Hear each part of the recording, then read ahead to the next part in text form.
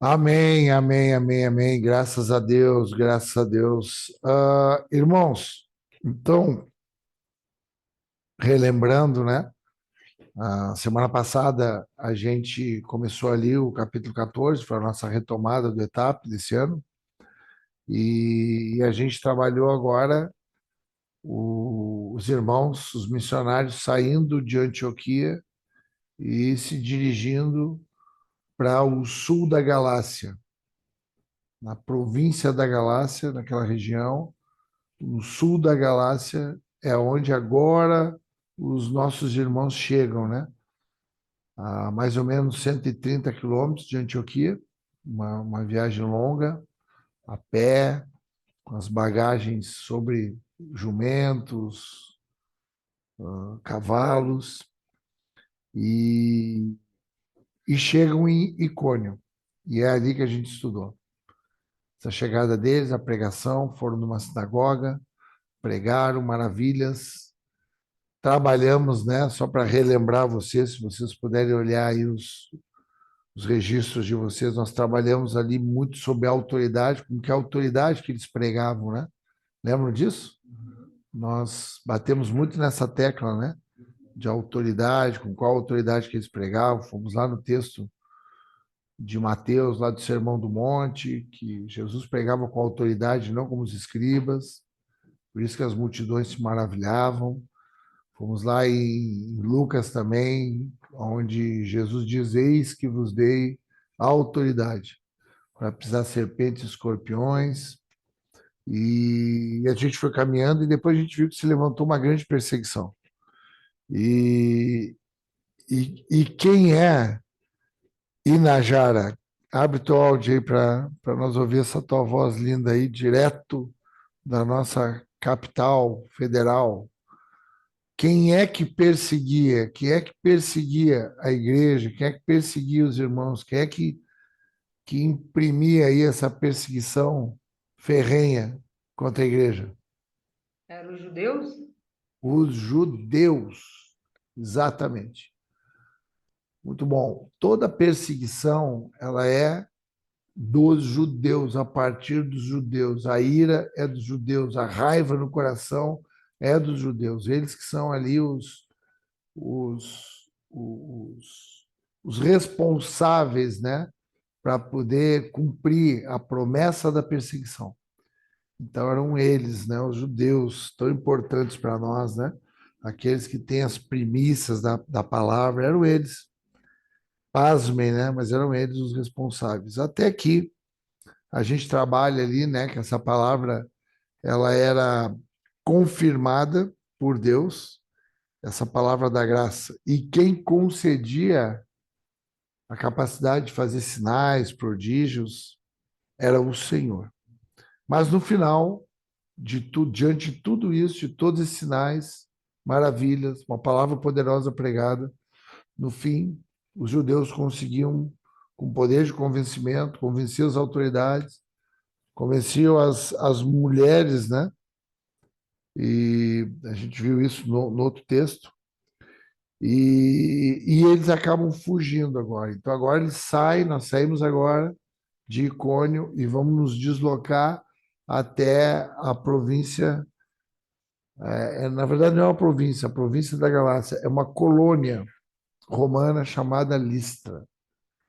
A colônia romana fica a mais ou menos 32 quilômetros de Icônio e eles fogem, né? E a gente viu, né, que aquela fuga era uma orientação de Jesus. Nós vimos lá que Jesus orientou, né, que quando eles fossem perseguidos, eles fugissem de uma cidade para outra. É isso que eles fazem nesse momento, porque ainda não tinha se cumprido, não era chegada a hora deles, né? E, então é isso que está acontecendo. Eles fogem daquele ambiente ali, eles não enfrentam aquele ambiente, porque entendem que não é momento de enfrentar, e chegam nessa outra cidade, chamada Listra. E, e agora a gente vai ler e depois a gente vai tirar algumas, algumas orientações, algumas conclusões e muito ensino que eu creio que tem nessa noite para a gente. Eu queria pedir para o Eduardo, ler, Eduardo, do versículo 8, nós finalizamos no 7, ler o versículo 8 até o versículo 18 para nós, por gentileza, se tu puderes aí, Eduardo. Está lá no Dunas, né? Isso Está aí. lá a aula, tem um intervalozinho ali, de uma aula para outra, ele consegue participar um pouquinho conosco. Me escuta bem, pastor? Escutamos perfeitamente, sim. Estamos atentos Perfeito. aqui. Amém. Atos 14, a partir do 8, diz assim: Em Listra costumava estar sentado certo homem aleijado, paralítico desde o seu nascimento e que nunca tinha conseguido andar. Esse homem ouviu Paulo falar. Quando Paulo fixou neles os olhos e viu que ele tinha fé para ser curado, disse ele em voz alta: Levante-se direito sobre os pés. O homem saltou e começou a andar. Quando as multidões viram o que Paulo tinha feito, gritaram em língua licaônica: Os deuses, em forma de homens, desceram até nós. A Barnabé chamavam Júpiter e a Paulo Mercúrio, porque este era o principal portador da palavra. O sacerdote de Júpiter, cujo templo estava em frente da cidade, trazendo touros e grinaldas para junto dos portões da cidade, queria oferecer um sacrifício juntamente com a multidão. Porém, ouvindo isto, os apóstolos Barnabé e Paulo, rasgando as suas roupas, saltaram para o meio da multidão, gritando: Senhores, por que estão fazendo isto?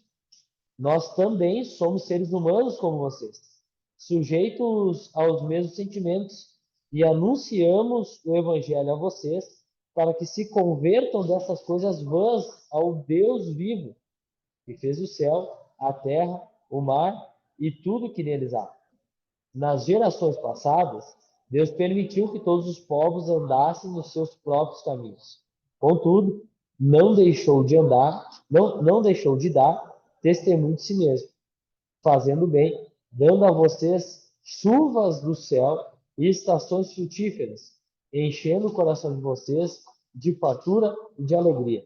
Dizendo isso, foi ainda com dificuldade que impediram a multidão de lhe oferecer sacrifícios.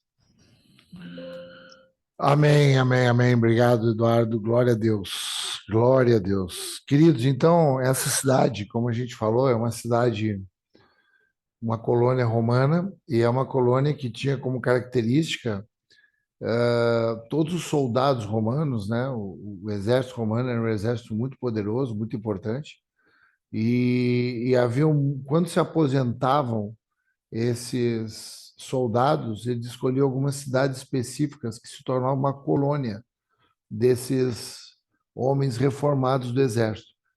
E esse lugar era uma cidade assim. Então haviam muitos homens que eram do exército romano. Daí vinha essa característica gentílica desse lugar. A gente percebe que era um lugar completamente gentil, porque aqui Paulo e os irmãos, eles não fazem aquela prática que eles fazem nos outros lugares. Qual é a prática que eles faziam quando chegavam nos outros lugares? Andresa, já que a Andresa tem sido tão participativa na Ai, etapa pastor, ultimamente, nesse eu ano vou lembrar, nem... tu não faltou nenhuma Faltei. vez nesse ano. Meu Deus, pastor, faltei sim. Faltei muito esse ano, mas Esse eu não ano vou tu não lembrar. faltou nenhuma vez. Ah, esse ano eu não faltei nenhuma vez. Esse ano eu tô com estrelinha. Eu tô com estrelinha esse ano. Eu até me assustei, tu falou que faltou muitas vezes, eu pensei, bah, mas Puxa, é, eu não ó. fui. Não, eu não vou lembrar, pastor, não, não tô Não lembrando. lembra qual era a prática quando eles Não. chegavam numa cidade, o que que eles faziam? Se eu Não chutar lembra? aqui vai ser muito. É, que eles reuniam as pessoas. Não, né? Que eles se Ah, reuniam isso ali. aí. Eles reuniam, tá bom, vamos É, chutando assim. vamos chutando. Priscila Almeida, Priscila, a Priscila sabe. Abre aí, Priscila, o teu áudio para nós ouvir a tua linda voz aí. O que eles faziam, os irmãos, quando eles chegavam numa cidade? Eles procuravam um lugar para orar? Olha, estava chegando perto. Cristiane Irigoyen, Cristiane Irigoyen. Abre aí agora, aproveita que a Kate está do teu lado, te inspira aí. Tem uma turma bonita reunida aí. O que eles faziam? Não estou ouvindo tua voz. Oi, tá ouvindo? Agora sim. Anunciava o evangelho.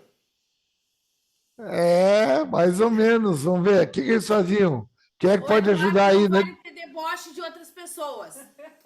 Eles iam nas sinagogas. Pregavam na sinagoga. Para aí. Quem é que falou aí? Sinagogas, é isso aí. Eles iam nas sinagogas. Prestem atenção nisso, não esqueçam mais. Então, eles chegavam, eles iam nas sinagogas. O que eram as sinagogas? Eram os lugares de culto judaico. Né? Então, Paulo, como era um judeu, ele era recebido na sinagoga e, geralmente, ele tinha ali uma oportunidade de falar.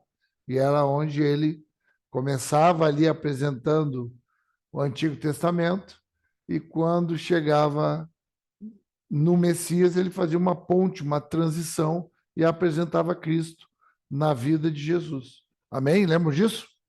Então, essa era a prática, né, que geralmente eles faziam. Nessa cidade, muito provavelmente não tinha sinagoga. Não tinham muitos judeus ali. Era uma cidade de uma predominância muito grande gentílica, por conta de ser uma colônia romana, que era esse lugar onde, principalmente, os soldados aposentados iam morar. Então, eles vão pregar onde, já que eles não vão na sinagoga? Nas ruas da cidade. Então, ele sai nas ruas da cidade, sai comunicando, sai falando, sai pregando a palavra de Deus. Nessa pregação da palavra de Deus, eles têm agora uma experiência ali bem interessante que se repete, que é quando eles encontram um homem que é paralítico de nascença na rua, ali no lugar que ele ficava ali pedindo esmola, né? E ele estava ali. E aí Paulo passa por ali. E aí, quando Paulo passa por ali, ele diz que vê esse homem paralítico, que ele nunca pôde andar, mas diz que ele estava ali ouvindo Paulo falar. Então, Deus dá ouvido para alguns de nós, né? Ele estava ali ouvindo Paulo falar. Ele estava ali ouvindo a pregação. Ele estava atento à pregação. E o Espírito chamou a atenção de Paulo, que se voltou especificamente para ele. E se voltando especificamente para ele, diz que olhou nos olhos dele e, vendo que possuía fé para ser curado, disse em alta voz: apruma-te, levanta sobre os teus pés, que ele saltou e andava imediatamente. Então, aqui houve um milagre aqui extraordinário. Então, Paulo, fixando os olhos, percebeu, porque ele começou a ver o que o Espírito vai fazer aqui nessa cidade. O que Deus vai fazer aqui nessa cidade, assim como foi lá em Icônio, deu para nós uma graça na palavra na sinagoga, e o que vai ter nessa cidade? E ele pregando, falando na cidade, se depara com esse homem, olha nos olhos dele, o que ele percebe? Que esse homem tem fé. Olha que interessante isso aqui, querido. Isso aqui fala de uma ausência de padrão.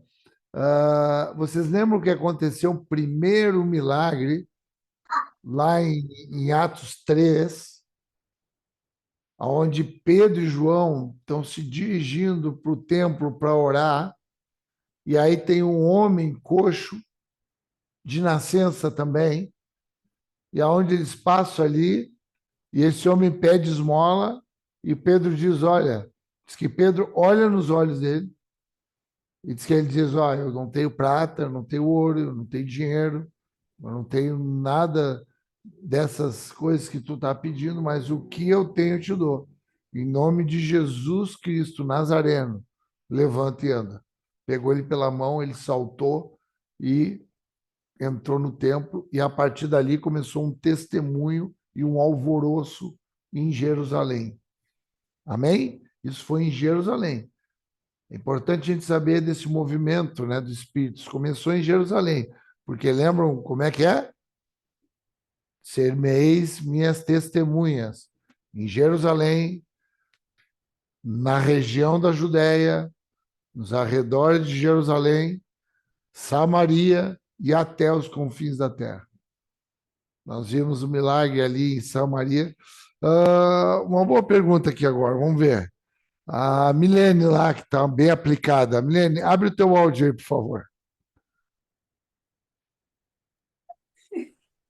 Qual é o capítulo e o versículo desse texto principal aí que a gente citou aqui?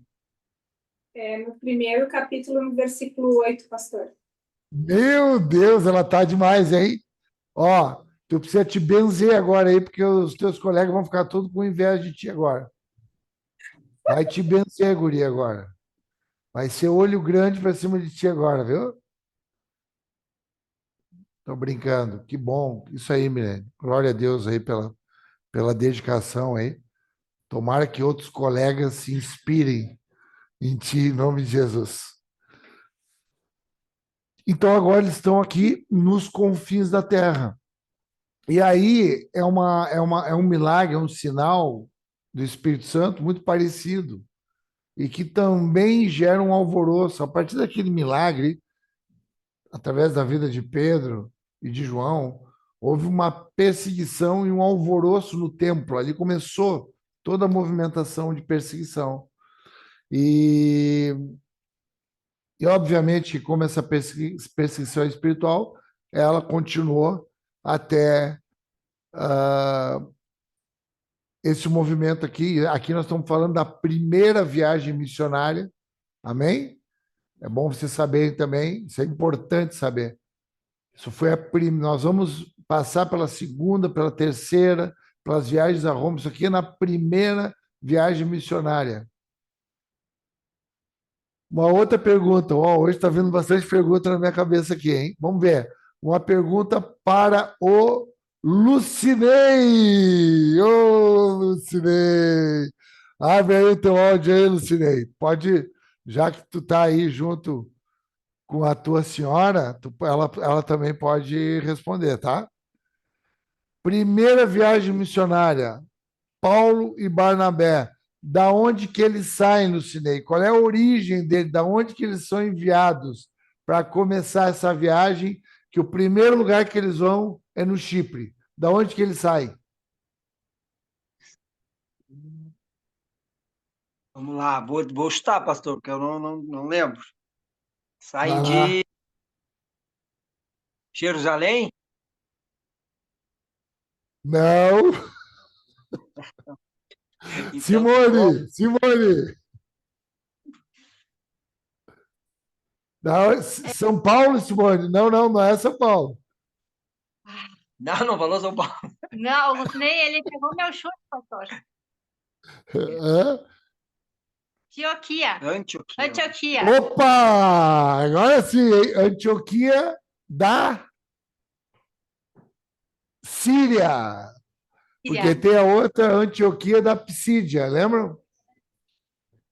Então, é muito importante isso, viu? Porque esse lugar de saída, essa igreja, ela já é uma igreja dos confins da terra, que é no norte da Palestina, Antioquia.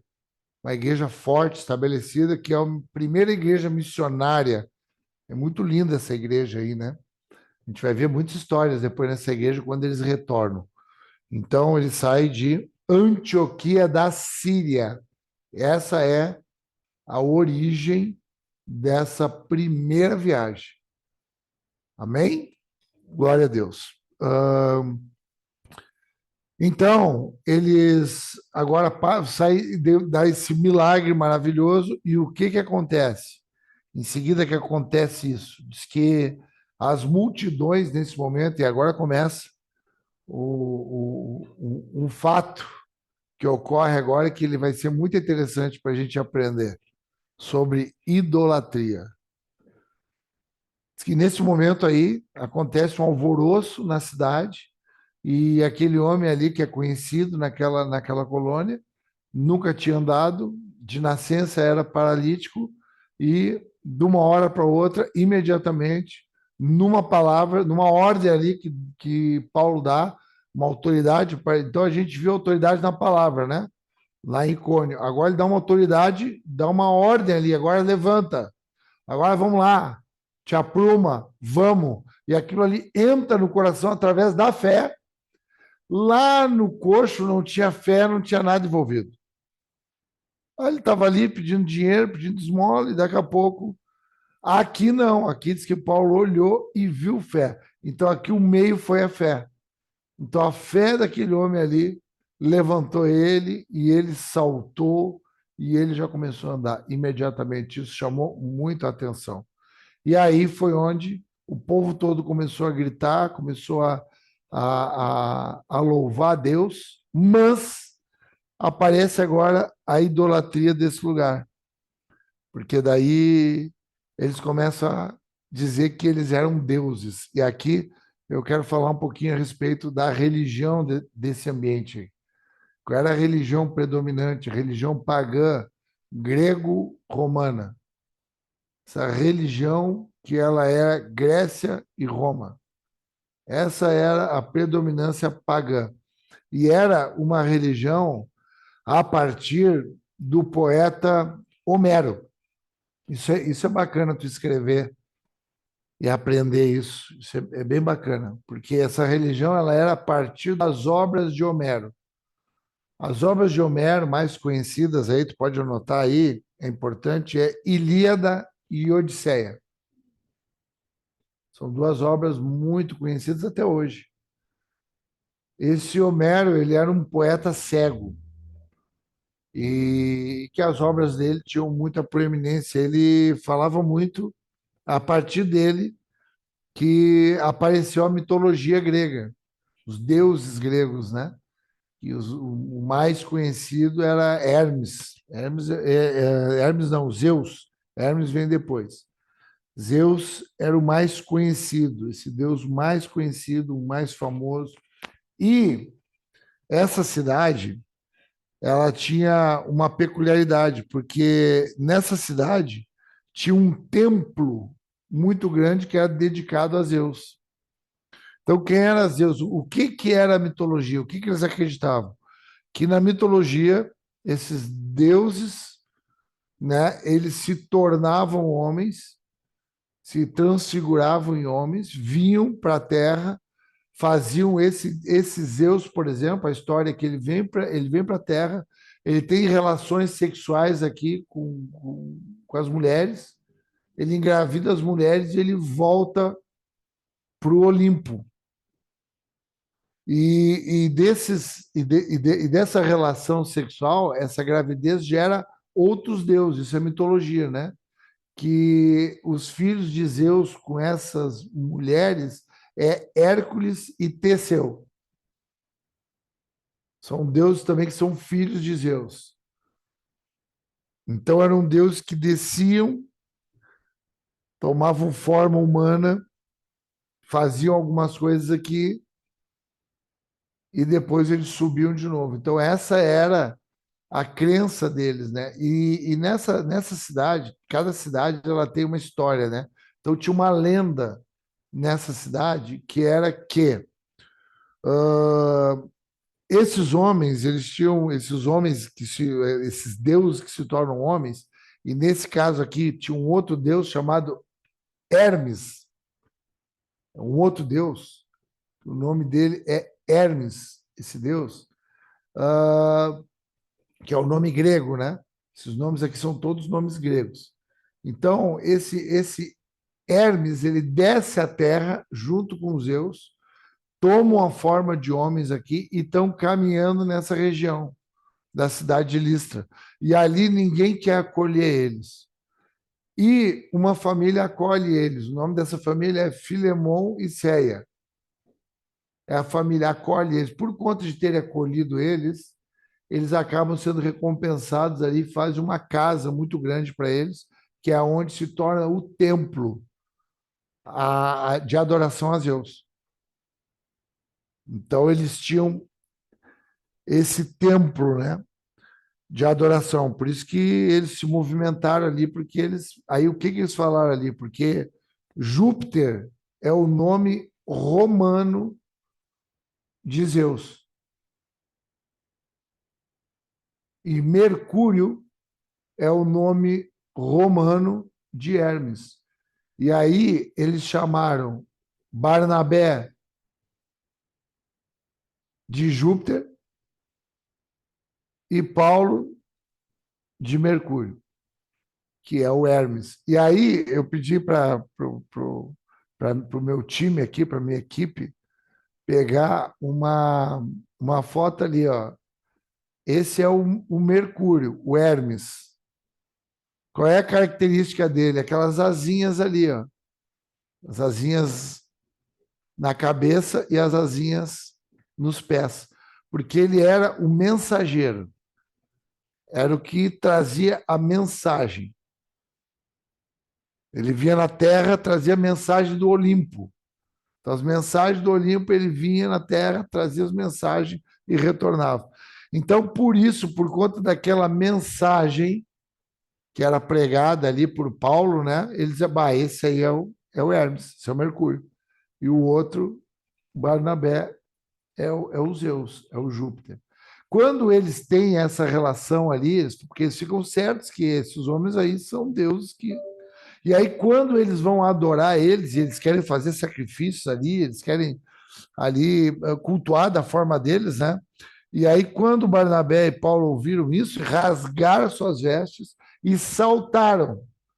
E aí é interessante, né? Porque a gente vê primeiro aquele homem saltando, e agora a gente vê Paulo e Barnabé também saltando aqui no meio da multidão e falando: para, não faz isso. E aí ele tem uma citação aqui que é muito importante a gente perceber. No versículo 15: Senhores, por que fazem isso? Nós também somos homens como vós, sujeitos aos mesmos sofrimentos. Aqui ele vai trazer a diferença dos deuses da mitologia para o Deus vivo. Nós somos aqui homens como vocês, sujeitos aos mesmos sentimentos, e vos anunciamos o evangelho para que dessas coisas vãs vos convertais ao Deus vivo, que fez o céu, a terra, o mar e tudo que neles há, o qual nas gerações passadas permitiu que todos os povos andassem nos seus próprios caminhos. Contudo, não se deixou ficar sem testemunho de si, fazendo o bem, dando-vos do céu chuvas e estações frutíferas, enchendo o vosso coração de fartura e de alegria. Olha aqui, presta atenção agora aqui, irmãos, como é que ele faz a ponte, a ligação para chegar no coração dos gentios.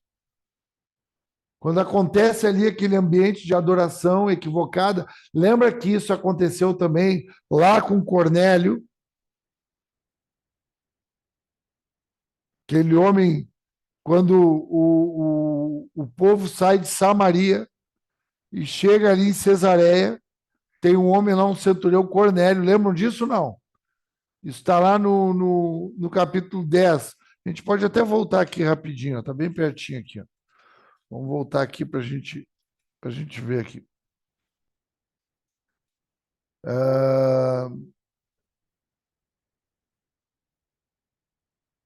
No capítulo 10,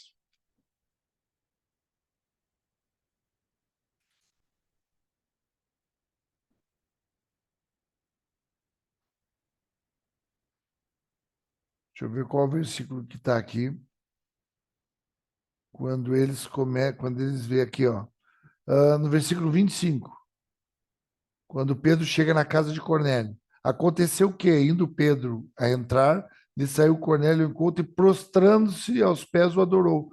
Mas Pedro levantou, dizendo: Ergue-te, pois eu também sou homem. Então, aqui nesse momento aqui acontece também essa confusão, né? E isso até hoje acontece, né? Às vezes a gente acha ali que A gente vê uma sabedoria em alguém, a gente vê uma manifestação e a gente dá vontade de se prostrar ali, né? E às vezes acontece conosco também, pessoas vêm e se prostram diante da gente. A gente tem que deixar claro que nós somos homens, sujeitos aos mesmos sofrimentos, sujeitos às mesmas paixões que Elias. Nós somos homens. Não dá para permitir que as pessoas se enganem, porque as pessoas elas são idólatras quando elas não conhecem o Senhor. A fé delas, a nossa fé, quando está imatura, ela vai para crer em qualquer coisa que se apresentar, que ele entende que é sobrenatural. Aquilo é uma divindade, que ele vai querer agradar aquela divindade para ele ser beneficiado, ou vai querer agradar aquela divindade, dar presente àquela divindade, que são os sacrifícios, para ele ser protegido. Esse é o engano da idolatria. É uma barganha, uma prostituição com a divindade. Então é isso que acontece naquele momento ali. Aí ele salta e diz: não, nós somos homens. E aí ele começa a fazer um link. Tu vê que o interessante é que, diferentemente, presta atenção nisso, diferentemente do que ele faz nas sinagogas, que é pregar o Antigo Testamento, que é pregar os profetas, que é ir trazendo o Messias e depois fazer uma ponte conectando com Jesus. Ele faz essa ponte aqui, conectando. Aqui não, aqui ele faz uma ligação com os céus. Olha a chuva, olha as estações frutíferas, olha como esse Deus vivo foi bom com vocês. Ou seja, o diabo ele faz coisas bem parecidas, ele faz Deus que desce na terra. Só que desce na terra, fazem coisas erradas e depois sobem. Ele está dizendo, olha, esses deuses não existem, eles não são vivos. O Deus vivo, então quando ele fala o Deus vivo, ele já está falando daquele Deus que foi vivo em Jesus. Que eu creio, aí não está na Bíblia aqui, mas eu creio que muito provavelmente essa conversa ela continuou e eles chegaram em Jesus, porque aqui fica muito subentendido que eles vão entrar com Jesus, quando eles dizem o quê? No versículo 15, que ele diz, nós somos homens sujeitos aos mesmos sofrimentos que vocês. E o nosso Deus vivo, que é o Deus de vocês, que não é um Deus vão, como esses outros aí, milhares de deuses da mitologia, não, esses deuses são histórias criadas pelo homem, agora existe um Deus vivo, que é o Deus que realmente manda a chuva dos céus e vocês colhem os frutos nas estações próprias e vocês têm fartura, provisão e alegria. É um Deus que cuida de vocês. É um Deus que durante muito tempo ele deixou as pessoas andarem conforme elas queriam. Só que quando ele fala desse sofrimento, ele está falando de um Deus que se fez homem. E que não se fez homem aqui para se beneficiar e depois subir. Não foi um homem que se fez homem aqui para mostrar poder e depois subir. Não foi. Ele foi um homem que veio, ele foi homem até o final, até a morte de cruz. Essa era a humanidade do nosso Deus. E é isso que eles estão apresentando. E aí lá, eu queria que vocês fossem lá no livro de Isaías, para a gente ler um texto que ele é uma chave cristã, falando do Messias. Isaías 53. Presta atenção o que diz Isaías 53. Quem creu em nossa pregação e a quem foi revelado o braço do Senhor, porque foi subindo como um renovo perante ele. Está falando de Jesus, aqui do Messias. Isaías é um profeta messiânico. E ele, como raiz de uma terra seca, não tinha aparência nem formosura.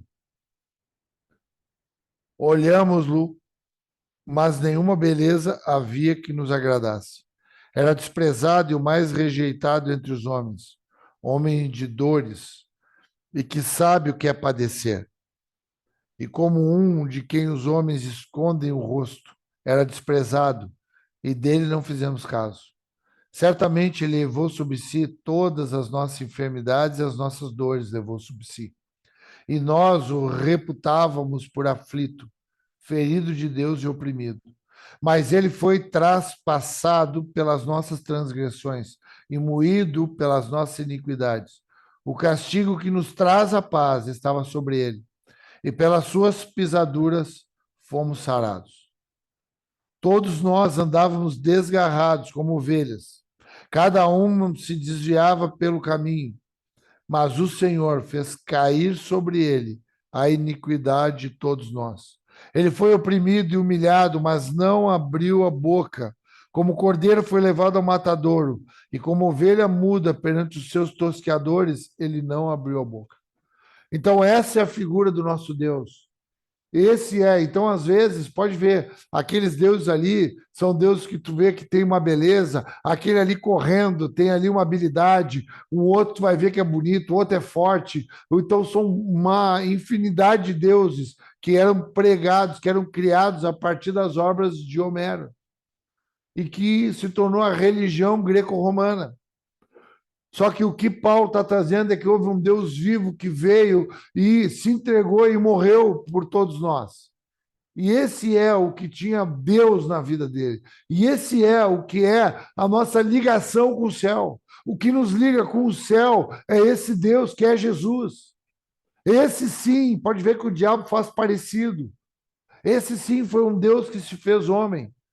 Só que ele se fez homem completamente. Ele não foi aqui um pouco homem e depois ele subiu. Não, ele não foi que veio aqui, fez algumas coisas extraordinárias e subiu. Não, ele é aquele que veio, ele morreu, ele subiu e ele enviou o Espírito Santo. E hoje nós somos esses que fazem aquilo que ele fazia. E hoje nós somos aqueles que, mesmo tendo sofrimento como vocês têm, nós temos essa incumbência por responsabilidade de expressar esse Deus vivo para que vocês creiam e se convertam e abandonem essa idolatria e assumam a sua responsabilidade de pregação, de sinalização, de expressão desse Deus. Então, aqui ele faz uma ponte poderosa. Ele fala ali daquilo que é próprio para eles, que é a natureza. Esses deuses aí, todos os deuses da natureza. Tu vê, esse outro aí era o deus do mensageiro, o outro era do vento, o outro era do trovão, o outro... Então, eles encontravam um Deus na natureza. Então, ele faz uma conexão, mas ele fala da natureza como um Deus que cuidava deles para dar provisão e alegria, e está dizendo que ele mesmo se deu ao sofrimento. Esse é o Deus vivo que nós viemos anunciar. É o que Paulo fala para eles. Isso é muito poderoso, irmãos. Isso é muito poderoso. Por isso que lá, e o outro texto que eu quero também já para ir finalizando, e eu quero que tu abra comigo lá em 1 Timóteo. Primeira carta também do apóstolo Paulo a Timóteo. No capítulo 2. 1 Timóteo 2, diz assim: Antes de tudo, pois, exorto que se use a prática de súplicas, orações, intercessões, ações de graças, em favor de todos os homens, em favor dos reis e de todos os que se acham investidos de autoridade, para que vivamos vida tranquila e mansa, com toda piedade e respeito. Isso é bom e aceitável diante de Deus, nosso Salvador, o qual deseja que todos os homens sejam salvos e cheguem ao pleno conhecimento da verdade. Porquanto há um só Deus e um só mediador entre Deus e os homens, Cristo Jesus, homem.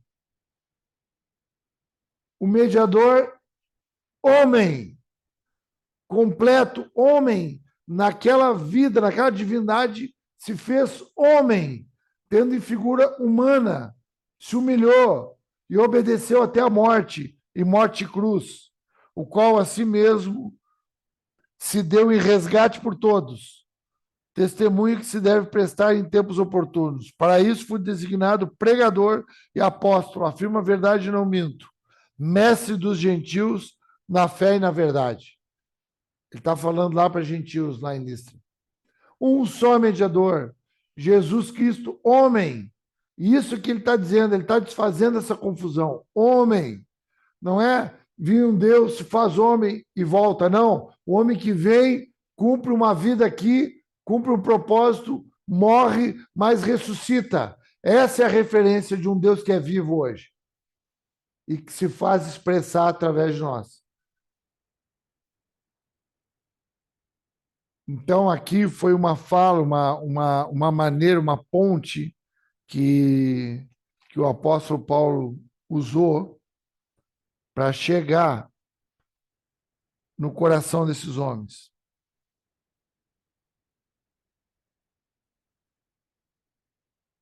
Me diz que, apesar disso, olha como a idolatria ela é forte, ela é impregnada em nós, irmãos.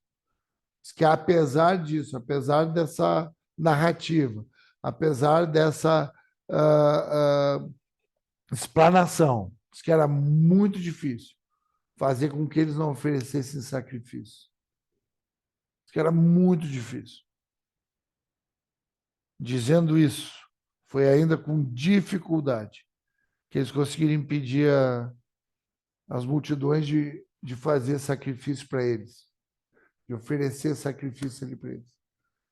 Porque estava tão impregnada, a religiosidade era tão impregnada no coração da gente.